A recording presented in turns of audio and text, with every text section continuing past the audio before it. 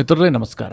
ಮಿತ್ರರೇ, ಬಂಗಾಳದ ಚುನಾವಣೆ ಬಳಿಕ TMCಯಲ್ಲಿ ಆಗ್ತಾ ಇರುವಂತಹ ಪ್ರತಿಯೊಂದು ಡೆವಲಪ್ಮೆಂಟನ್ನು ಕೂಡ ನಿಮಗೆ ನಾನು ವಿಡಿಯೋ ಮಾಡಿ ತಿಳಿಸ್ತಾ ಇದ್ದೀನಿ. ಈ ನಡುವೆ TMCಯಲ್ಲಿ ಮತ್ತೊಂದು ಮಹತ್ವದ ಬೆಳವಣಿಗೆ ಆಗಿದೆ. ನಿಮಗೆ ಹಿಂದಿನ ವಿಡಿಯೋದಲ್ಲಿ ಮಾಹಿತಿ ಕೊಟ್ಟಿದ್ದೆ. ಇಬ್ಬರು TMC MLAಗಳನ್ನು ಮಮತಾ ಬ್ಯಾನರ್ಜಿ ಅವರು TMC ಪಕ್ಷದಿಂದ ಉಚ್ಚಾಟಿಸಿದ್ದಾರೆ ಅಂತ. ಈಗ ಮಮತಾ ಬ್ಯಾನರ್ಜಿಯವರ ಈ ನಿರ್ಧಾರ ಇದೆಯಲ್ಲ, ಇದು ಅವರಿಗೆ ಉಲ್ಟಾ ಆಗುವಂತಹ ಸಾಧ್ಯತೆಗಳು ಕಂಡು ಬರ್ತಾ ಇದೆ.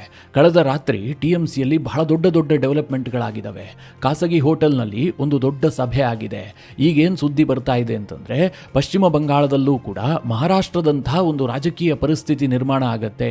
ಮಹಾರಾಷ್ಟ್ರದಲ್ಲಿ ಏಕನಾಥ್ ಶಿಂದೆ ಶಿವಸೇನೆಯಿಂದ ಹೊರಬಂದು ನನ್ನದು ರಿಯಲ್ ಶಿವಸೇನೆ ಅಂತ ಘೋಷಣೆ ಮಾಡಿದ್ರು. ಅದೇ ರೀತಿಯಾಗಿ ಅಜಿತ್ ದಾದಾ ಪವಾರ್ ಕೂಡ NCPಯಿಂದ ಹೊರಬಂದು ನನ್ನದು ರಿಯಲ್ NCP ಅಂತ ಘೋಷಣೆ ಮಾಡಿದ್ರು. ಉದ್ಧವ್ ಠಾಕ್ರೆಗೂ ಕೂಡ ಪಕ್ಷ ಮತ್ತು ಚಿಹ್ನೆ ಕೈತಪ್ಪು ಹೋಯಿತು. ಅದೇ ರೀತಿಯಾಗಿ ಶರದ್ ಪವಾರ್ಗೂ ಕೂಡ ತಾನೇ ಕಟ್ಟಿದಂತಹ ಪಕ್ಷ ಮತ್ತು ಚಿಹ್ನೆ ಎರಡೂ ಕೂಡ ಕೈತಪ್ಪು ಹೋಯಿತು. ಈ ಇಬ್ಬರೂ ನಾಯಕರು ಮಹಾರಾಷ್ಟ್ರದಲ್ಲಿ ಒಂದು ಸಣ್ಣ ಗ್ರೂಪ್ನ ನಾಯಕರಾಗಿ ಉಳ್ಕೊಂಡಿದ್ದಾರೆ.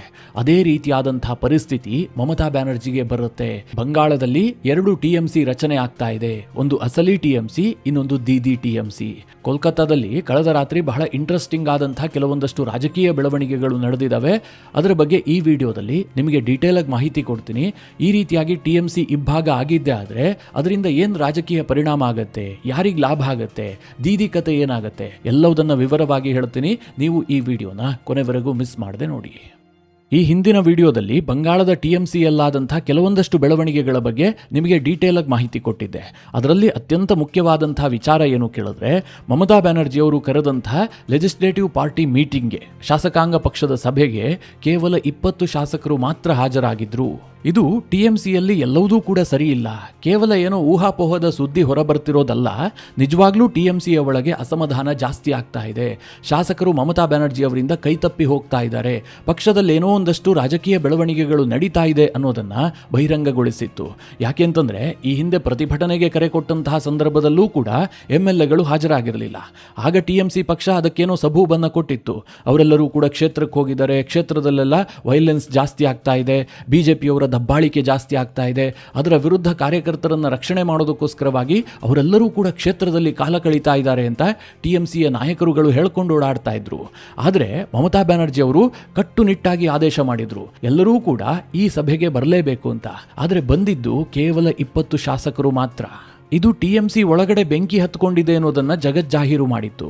ಆ ಬೆಂಕಿಗೆ ತುಪ್ಪ ಸುರಿದಿದ್ದು ಯಾವುದು ಗೊತ್ತಾ? ಇಬ್ಬರು MLAಗಳನ್ನ ಮಮತಾ ಬ್ಯಾನರ್ಜಿ ಉಚ್ಚಾಟನೆ ಮಾಡ್ತಾರೆ. ರಿತೋಬತ್ರವ್ ಬ್ಯಾನರ್ಜಿ ಮತ್ತು ಸಂದೀಪ್ ಸಾಹಾ, ಈ ಇಬ್ಬರು MLAಗಳನ್ನ ಪಕ್ಷದಿಂದ ಉಚ್ಚಾಟನೆ ಮಾಡಲಾಗತ್ತೆ. ಇವರ ಮೇಲಿದ್ದಂತಹ ಆರೋಪ ಏನು ಕೇಳಿದ್ರೆ, ಇವರು ಪಕ್ಷ ವಿರೋಧಿ ಚಟುವಟಿಕೆಯನ್ನ ಮಾಡಿದ್ದಾರೆ, ಮುಖ್ಯವಾಗಿ ವಿರೋಧಿಗಳ ಜೊತೆಗೆ ಕೈ ಜೋಡಿಸಿದ್ದಾರೆ ಅಂತ.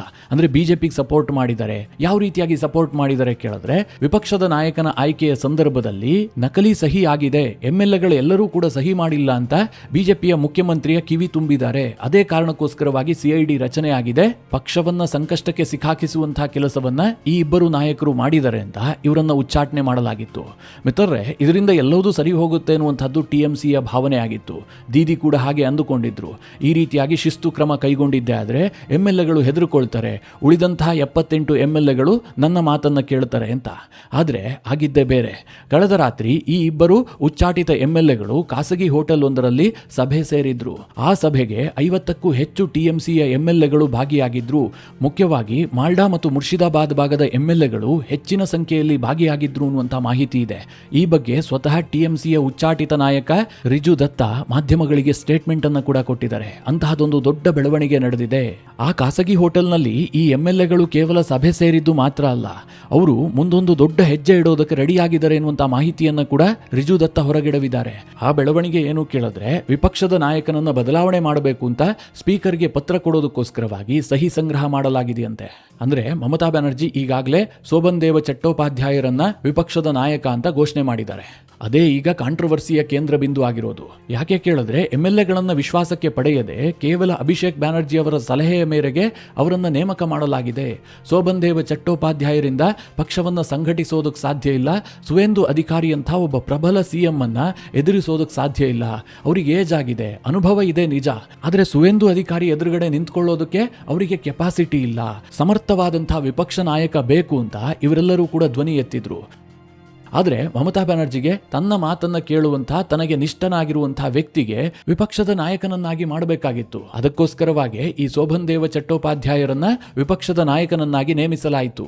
ಈಗ ಈ ರೆಬೆಲ್ ಎಂಎಲ್ಎಗಳು ಸಹಿ ಸಂಗ್ರಹ ಮಾಡಿಬಿಟ್ಟು ಹೊಸ LOPಯನ್ನ ಆರಿಸಿಕೊಳ್ಳೋದಕ್ಕೆ ತೀರ್ಮಾನ ಮಾಡಿದ್ದಾರೆ. ಇದು ಹೇಗೆ ಸಾಧ್ಯ ಆಗುತ್ತೆ? ಪಕ್ಷ ಯಾರನ್ನ ನೇಮಿಸಿರುತ್ತೋ ಅವರೇ ವಿಪಕ್ಷ ನಾಯಕರಾಗ್ತಾರಲ್ವಾ ಅಂತ ನಿಮಗೊಂದು ಪ್ರಶ್ನೆ ಬರಬಹುದು. ವಿಪಕ್ಷ ನಾಯಕ ಆಗಬೇಕಾದ್ರೆ ಆತನಿಗೆ ಶಾಸಕರ ಬೆಂಬಲ ಬೇಕಾಗುತ್ತೆ. ಒಂದು ವೇಳೆ TMCಯಲ್ಲಿ ಅರ್ಧಕ್ಕಿಂತ ಹೆಚ್ಚು ಶಾಸಕರು ಇನ್ನೊಬ್ಬ ನಾಯಕನನ್ನ ಆಯ್ಕೆ ಮಾಡಿಕೊಂಡು ಈತನನ್ನ ನಾವು ಶಾಸಕಾಂಗ ಪಕ್ಷದ ನಾಯಕನನ್ನಾಗಿ ಆರಿಸಿಕೊಂಡಿದ್ದೀವಿ, ಈತನಿಗೆ ವಿಪಕ್ಷ ನಾಯಕನ ಸ್ಥಾನಮಾನ ಕೊಡಬೇಕು ಅಂತ ಸ್ಪೀಕರ್ ಒಂದು ಪತ್ರ ಕೊಟ್ಟಿದ್ದೆ ಆದ್ರೆ ಸ್ಪೀಕರ್ ಅದನ್ನ ಕನ್ಸಿಡರ್ ಮಾಡಲೇಬೇಕಾಗತ್ತೆ.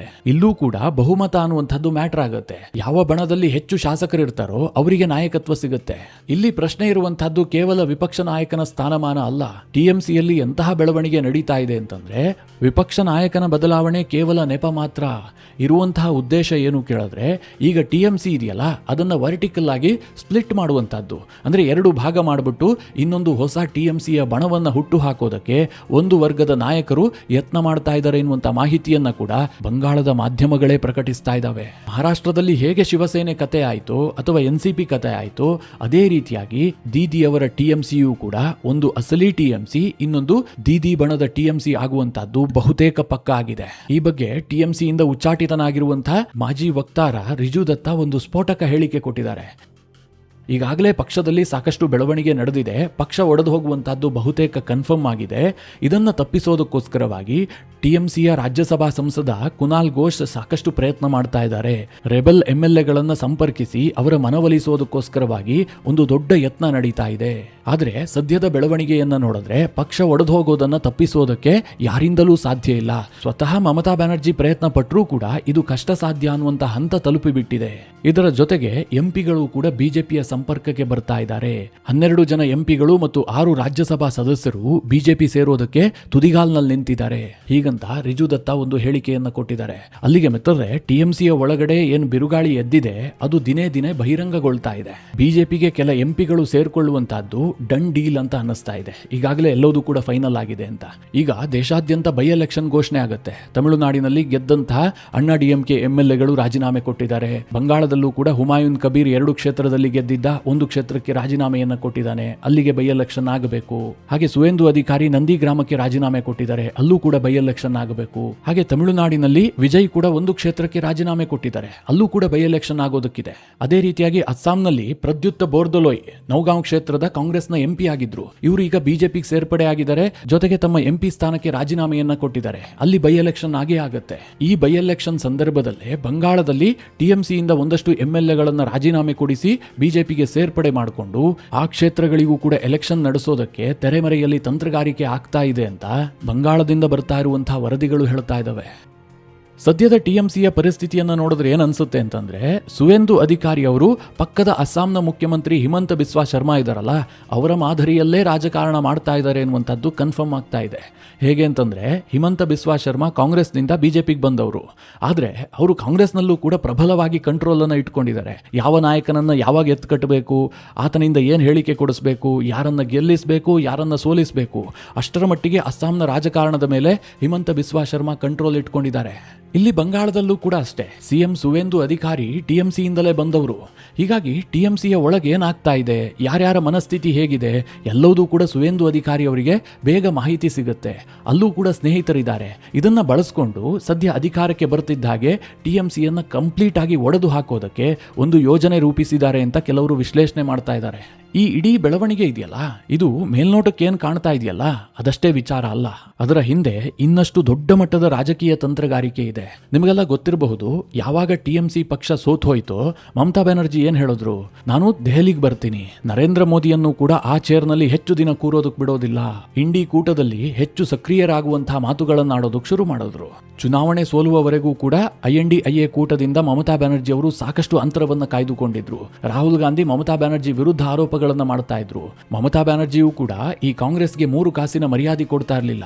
ಈ TMCಯ ಸಂಸದರ ಧೋರಣೆ ಹೇಗಿತ್ತು ಅಂತಂದ್ರೆ, ರಾಹುಲ್ ಗಾಂಧಿಯನ್ನ ಬದಿಗೆ ಸರಿಸಿ INDIA ಕೂಟಕ್ಕೆ ಮಮತಾ ಬ್ಯಾನರ್ಜಿ ಅವರ ನೇತೃತ್ವವನ್ನ ಕೊಡಬೇಕು, ಹೀಗೊಂದು ವಾದವನ್ನ TMCಯ ಸಂಸದರುಗಳು ಮಾಡ್ತಾ ಇದ್ರು. ಈಗ ಯಾವಾಗ TMC ಸೋತ್ ಹೋಯ್ತೋ ಮಮತಾ ಬ್ಯಾನರ್ಜಿ ಹಳೆ ದ್ವೇಷವನ್ನೆಲ್ಲ ಬದಿಗಿಟ್ಟು INDIA ಕೂಟವನ್ನ ಪುನಃ ಸಂಘಟಿಸ್ತೀವಿ ಅಂತ ಸ್ಟೇಟ್ಮೆಂಟ್ ಕೊಡೋದಕ್ಕೆ ಶುರು ಮಾಡಿದ್ರು. ಅದಕ್ಕೆ ಸುವೇಂದು ಅಧಿಕಾರಿ ಹೇಗೆ ಚೆಕ್ಮೀಟ್ ಕೊಟ್ಟಿದ್ದಾರೆ ಅಂತಂದ್ರೆ, ನೀವು ಬಂಗಾಳದಲ್ಲಿ ಗಟ್ಟಿಯಾಗಿದ್ರೆ ತಾನೆ, ಅಂದ್ರೆ ನಿಮ್ಮ ಕಾಲು ಭದ್ರವಾಗಿದ್ರೆ ತಾನೆ ನೀವು ದೆಹಲಿಗೆ ಹೋಗೋದು.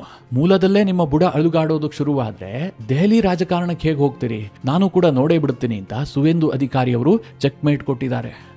TMCಯಲ್ಲಿ ಎದ್ದಿರುವಂತಹ ಈ ಎಲ್ಲಾ ಬಿರುಗಾಳಿ ಏನಿದೆ ಇದರ ಮೂಲವನ್ನ ಹುಡುಕ್ತಾ ಹೊರಟ್ರೆ ಅದು ಬಂದು ನಿಲ್ಲುವಂತಹದ್ದು ಅಭಿಷೇಕ್ ಬ್ಯಾನರ್ಜಿ ಅವರ ಬಳಿಯಲ್ಲಿ. ಇವತ್ತಿಗೂ ಕೂಡ TMCಯಲ್ಲಿರುವಂತಹ ಎಲ್ಲಾ ನಾಯಕರು ಮಮತಾ ಬ್ಯಾನರ್ಜಿ ವಿರುದ್ಧವಾಗಿ ಏನು ಮಾತನಾಡ್ತಾ ಇಲ್ಲ. ದೀದಿ ಕೈಗೊಳ್ತಾ ಇರುವಂತಹ ನಿರ್ಧಾರದ ಬಗ್ಗೆ ಅವರಿಗೆ ಅಪಸ್ವರ ಇಲ್ಲ. ಆದ್ರೆ ಅಭಿಷೇಕ್ ಬ್ಯಾನರ್ಜಿ ಅವರನ್ನ ಒಪ್ಪಿಕೊಳ್ಳೋದಕ್ಕೆ ಸಾಧ್ಯ ಆಗ್ತಾ ಇಲ್ಲ. ಅಭಿಷೇಕ್ ಬ್ಯಾನರ್ಜಿ ಮುಂದೆ ಪಕ್ಷದ ನೇತೃತ್ವವನ್ನು ವಹಿಸಿಕೊಳ್ತಾರೆ, ಇಡೀ ಪಕ್ಷ ಅಭಿಷೇಕ್ ಬ್ಯಾನರ್ಜಿ ಕೈಗೆ ಹೋಗುತ್ತೆ ಅನ್ನುವಂಥದ್ದು ಗೊತ್ತಾಗ್ತಿದ್ದ ಹಾಗೆ ಇವರೆಲ್ಲರೂ ಕೂಡ ರೆಬಲ್ ಆಗ್ತಾ ಇದ್ದಾರೆ. ಪಕ್ಷ ಇದ್ರೆ ತಾನೆ ಅವ್ರ ಕೈಗೆ ಹೋಗೋದು. ನಾವು ಪಕ್ಷವನ್ನೇ ವಿಭಜಿಸಿ ಅಸಲಿ ತೃಣಮೂಲ ಕಾಂಗ್ರೆಸ್ ಅಂತ ಹೊಸದಾದಂತಹ ಪಕ್ಷವನ್ನೇ ಹುಟ್ಟು ಹಾಕ್ತೀವಿ ಅಂತ ಇವರೆಲ್ಲ ಹೊರಟಿದ್ದಾರೆ. ಇದು ಎಲ್ಲಿಗೆ ಹೋಗಿ ಎಂಡ್ ಆಗುತ್ತೆ ಅಂತ ಈಗಲೇ ಹೇಳೋದಕ್ಕೆ ಸಾಧ್ಯ ಇಲ್ಲ. ಆದ್ರೆ ಬಿಜೆಪಿಯವರು ಮಾತ್ರ ಇದನ್ನ ವ್ಯಂಗ್ಯ ಮಾಡ್ತಾ ಇದ್ದಾರೆ. ಈ ಬಗ್ಗೆ ಮಾತನಾಡಿರುವಂತಹ ಬಂಗಾಳದ ಸಚಿವ ದಿಲೀಪ್ ಘೋಷ್ ಅಂತಿಮವಾಗಿ TMCಯಲ್ಲಿ ಉಳಿಯುವಂತಹದ್ದು ಅತ್ತೆ ಮತ್ತು ಸೋದರಳಿಯ, ಮತ್ತಾರೂ ಕೂಡ TMCಯಲ್ಲಿ ಇರೋದಿಲ್ಲ. ಅಂತಹ ಒಂದು TMC ಬಂಗಾಳದಲ್ಲಿ ನಿರ್ಮಾಣ ಆಗತ್ತೆ, ಇದನ್ನ ತಪ್ಪಿಸೋದಕ್ಕೂ ಸಾಧ್ಯ ಇಲ್ಲ ಅಂತ ಸ್ಟೇಟ್ಮೆಂಟ್ ಕೊಟ್ಟಿದ್ದಾರೆ. ಒಟ್ಟಿನಲ್ಲಿ ಬಂಗಾಳದ ರಾಜಕಾರಣದಲ್ಲಿ ಬಹಳ ದೊಡ್ಡ ಬೆಳವಣಿಗೆಗಳು ಮುಂದಿನ ಕೆಲವೇ ಗಂಟೆಗಳಲ್ಲಿ ಸಂಭವಿಸುವಂತಹ ಎಲ್ಲಾ ಸಾಧ್ಯತೆಗಳಿದ್ದಾವೆ.